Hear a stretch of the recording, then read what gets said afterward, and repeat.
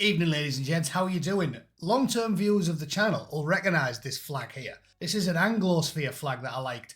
I think I found it on DeviantArt about 12 years ago or something, and I adopted it as a background for my channel during the early days because I was quite taken with it. It's a good design, and also, most importantly, I'm a big believer in that project. I think that our future lies with the Anglosphere, not with the Europeans. And if the Falklands Islands has taught us anything, it's that geography is irrelevant. We had an empire that spanned the globe and we administered it. It doesn't matter how close something is. Indeed, Argentina's claim on the Falklands is ridiculous, and everybody who knows the history of the islands knows it. And it's pertinent today because the story's all over the news. Trudeau dismisses US merger talk. Musk's reply sparks debate. Canadian PM Justin Trudeau dismissed the notion of Canada merging with the United States following comments from President-elect Donald Trump. Elon Musk responded to Trudeau's statement on social media with a remark that humorously dismissed the relevance of Trudeau's opinion by calling him girl and referring to him as no longer being the governor of Canada. This interaction sparked a mix of amusement, criticism and debate on social media regarding the nature of political discourse and trolling. It was a zinger, I'll show you that, alongside a fantastic one of Justin Trudeau thinking he was clever having a pop at Pierre Poliver and getting absolutely butchered. Watch this. Yes, Mr. Speaker, I was a high school teacher before getting into politics, and I'm having a little trouble remembering what exactly the job that the Leader of the Opposition had. Yes, and he left right in the middle of the semester, and I'm having trouble remembering why. Oh! Now, Mr. Speaker. And if you don't know why that's funny, you probably don't know that JT, like all deviant wokesters, was rattling one of his students while he was a teacher. Sick burn. Love that, Pierre. Well done, son. And the comment Musk made is here. Trudeau was saying, there isn't a snowball's chance in hell that Canada would become part of the United States. And Musk said, girl, you're not the governor of Canada anymore. Doesn't matter what you say. And it reminds me, the same debate has been raging in the UK, really, hasn't it? Because when we voted for Brexit, and obviously didn't get it, but Guy Verhofstadt and all the rest of them, Ursula von der Scheiße, everyone knows they were gloating about it.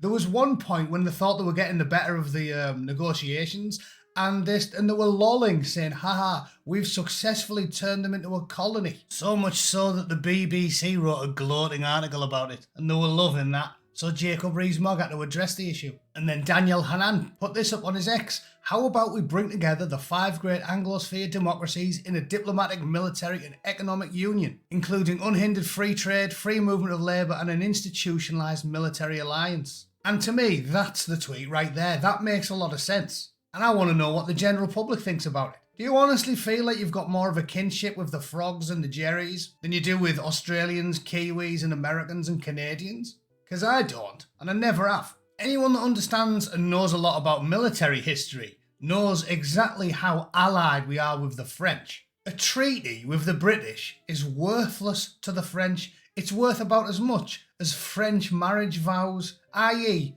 nothing. So I'm going to talk about the coming economic ruin, which is what the majority of this video is going to be about, because it's coming, and I've been warning you it's coming for a long time. And then I'd like to know your thoughts on an Anglo alliance, because to me, I'd rather side with the nation that wasn't selling the Argentinians Exocet missiles during the Falklands War and was actually providing us with backdoor support. And that's the Americans, by the way. Probably can't operate a smartphone if you don't know that one. Just my thoughts. Let's get on to the meat of today's story, which is this.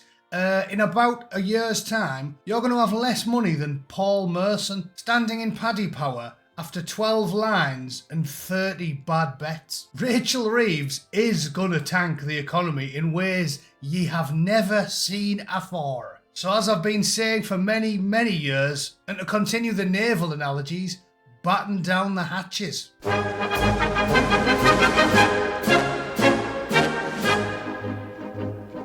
Kelvin Mackenzie today. Foreign investors are so spooked by what Starmer has done to the economics of the UK, they wouldn't loan us money today until we paid them interest of 5.21%. Higher than in the trust days and the highest for 27 years. More tax rises and even lower growth are on their way.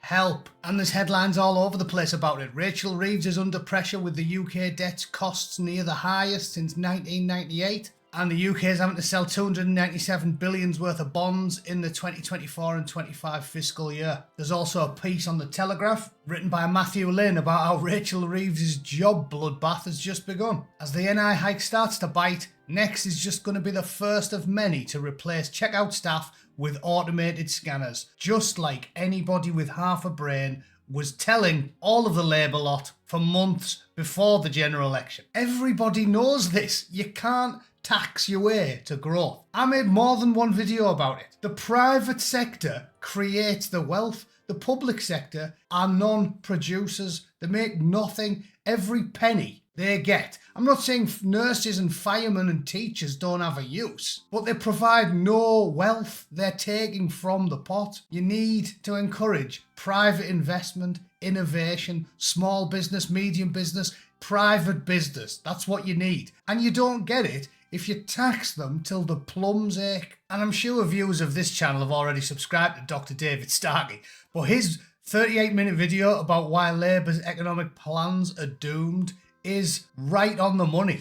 People that know what they're talking about have been saying this since that human sausage Rachel Reeves took over the job. And if you simply type in Reeves economy in Google, I mean, you can't say fairer than that, can you? The top stories, and 3 of them are from lefty organisations, The Independent and 2 from The Guardian, are all about how the British economy is knackered. UK economy is flatlined, economic turnaround will take time, blow for Rachel Reeves as zero growth puts the UK on the brink of recession.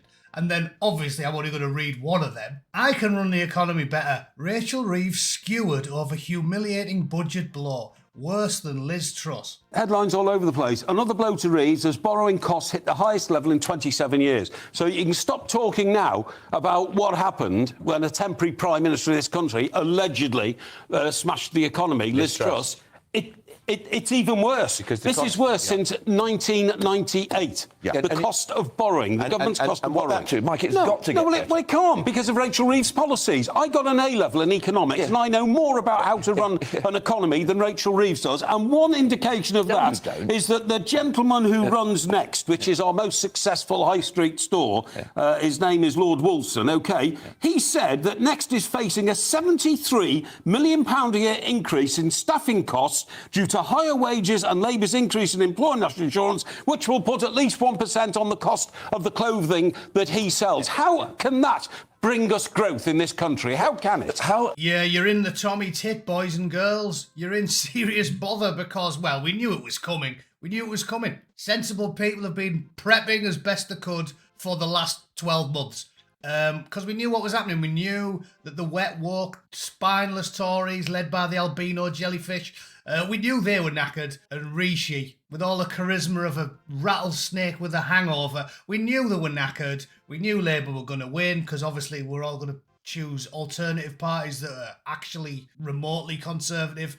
And then we knew, like clockwork, that the economy was going to go down faster than the Tide Prozzies knickers. So you're seriously in bother, ladies and gents. And I don't know what to tell you. It's going to be painful. People watching this are going to lose the jobs. If you work in the private sector, you'll lose your jobs. If you work in the public sector, you'll stay where you are for the time being while we just get more and more debt. But you can't borrow forever. Eventually, the whole house of cards is going to collapse. And the UK, as usual, is going to be the sick man of Europe thanks to a Labour government. How many videos did I make about Rachel Reeves in the last 4 or 5 years? The woman has got the IQ of a rice pudding. And Keir Starmer, coincidentally, couldn't knock the skin off one. So they're quite a good team, aren't they? They're just no good at running a country. So that's my thoughts of the day. I think we're better off begging the Orange Oracle to come and bail us out. And then, seeing if we can form an alliance with our actual friends in Australia and Canada and New Zealand and America who do care about our well-being because we're related